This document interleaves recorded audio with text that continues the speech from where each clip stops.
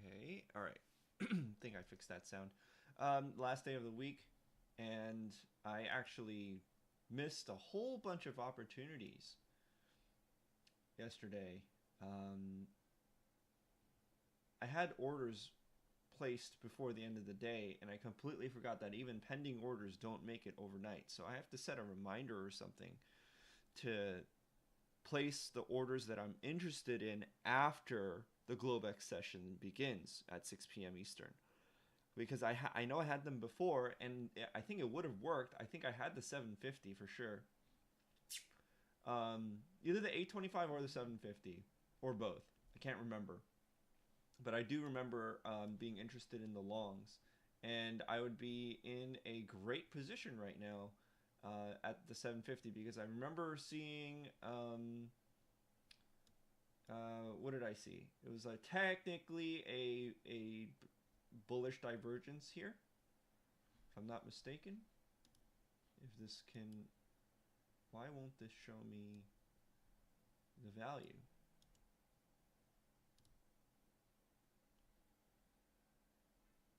This is so stupid. Why is this all of a sudden not showing the value? Okay. Oh, because I had it hidden. Right. Okay. So that was just me being stupid. Okay. So this is a lower low, much lower in price, but it is the same or higher. Um, oh no, it isn't. Is it not on the? It may have been on a different time frame that I saw divergence. Maybe it was here. Yes, it was here on the 15-minute that I saw divergence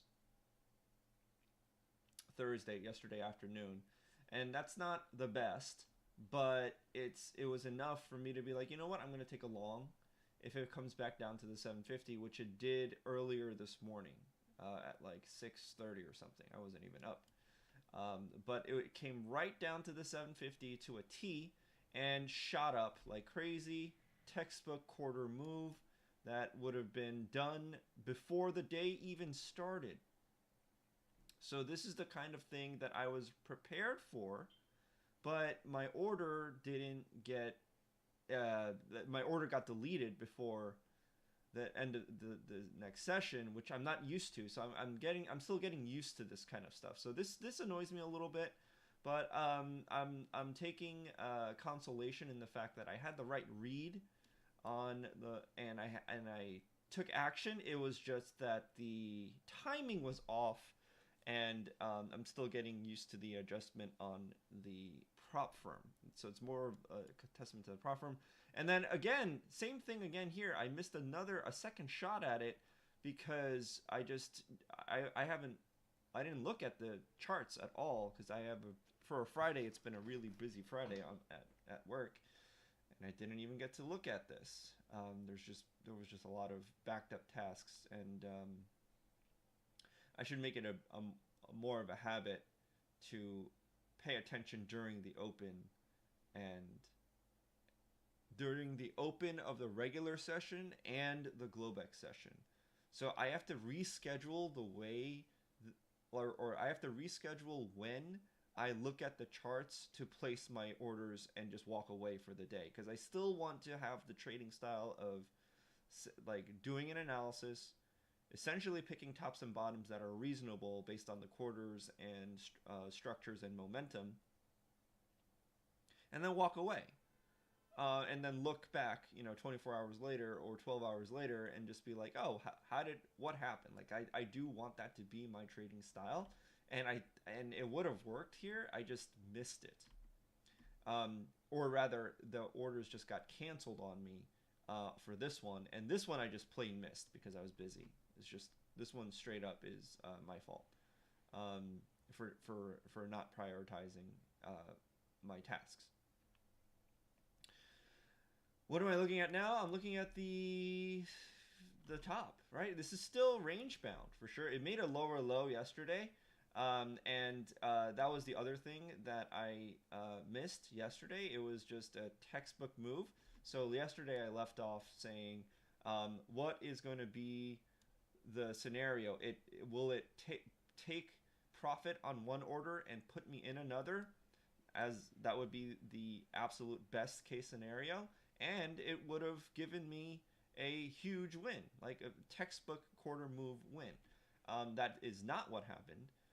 What happened was the worst case scenario, which is what I was afraid of, and it just took it. It took profit, but not on the bracket that I wanted. So it ruined both orders. Uh, Literally the worst case scenario. It ruined both orders, and if I didn't catch it, if I didn't set the alert and I just set and forget and walked away, it would have likely been. I would have likely lost more. I would have been stopped out. I would have had a buy stop trigger somewhere here, and then that would have been stopped, or I'd be in a huge loss, or I would have been, or the same thing would have happened down here, and there would have been a sell stop down here from the original order that didn't get canceled, and it would have stopped me out. So I would have just gotten obliterated today with if I just left it alone and I didn't have that alert to pay attention to see what happens. So literally worst case scenario. So a lot of learning experience and just getting used to little nuances of the actual prop firm and the broker. And that's it. I don't like a lot of the things that I'm finding out, but they're not deal breakers either. It's just they're uncomfortable, but they're things that I can get used to. They're very inconvenient though, and I definitely am missing the friendliness and the easy mode of the CFD market. This is more of the big boy market, and I am definitely feeling the difference for sure. But it's okay. It's okay. I get to trade in TradingView. It's a more regulated market.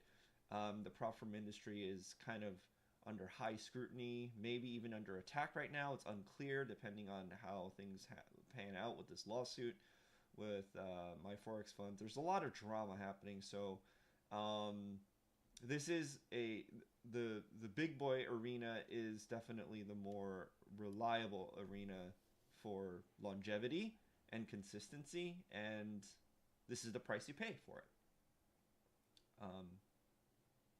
Still, my account balance is positive. I just missed out on two major wins, but they would have been small minimum size contracts anyway, so it would have been a couple $100 that I missed out on.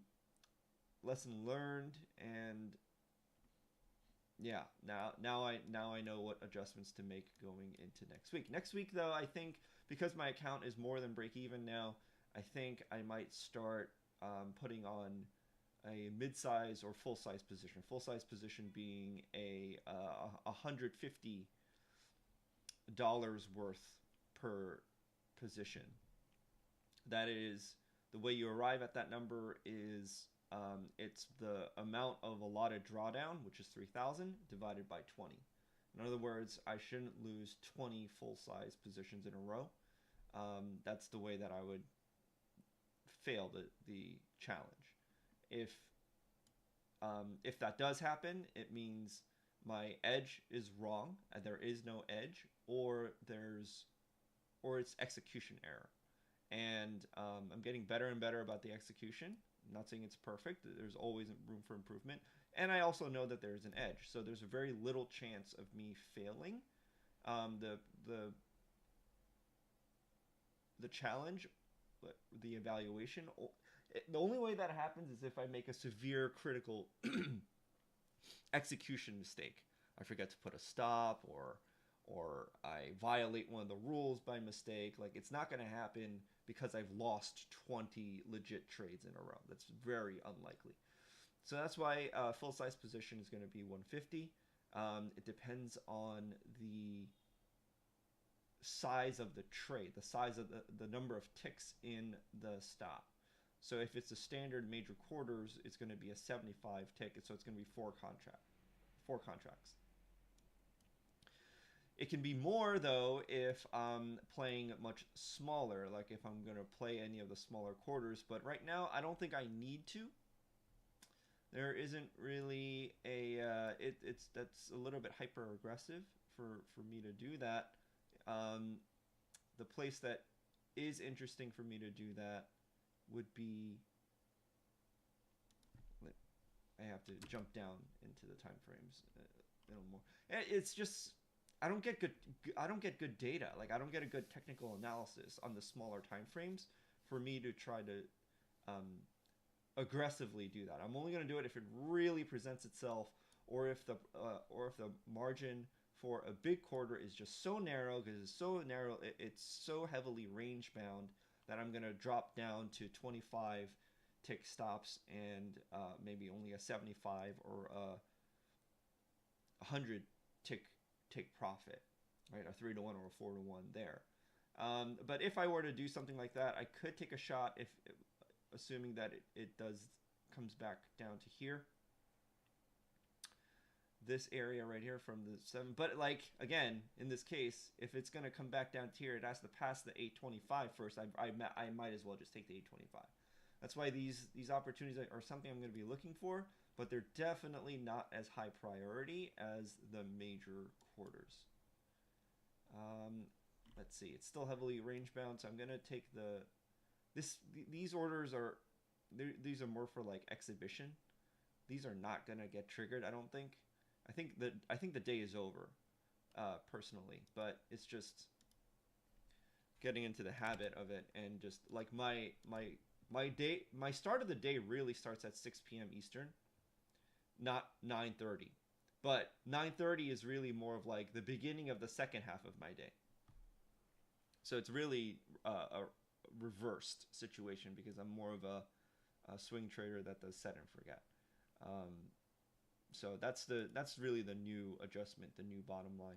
But I'm going to place these orders. They're probably not going to get triggered. It's probably going to chop around here for the rest of the day and finish somewhere in between these two, um, which makes me think I should put an iron condor or something on this thing. But anyway, um, that's options, not futures. So I will come back on Sunday evening to more than likely, if things just chop around here, I will probably just resubmit these orders on Sunday evening, and that'll do it for the weekend. And I'll take bigger positions starting next week.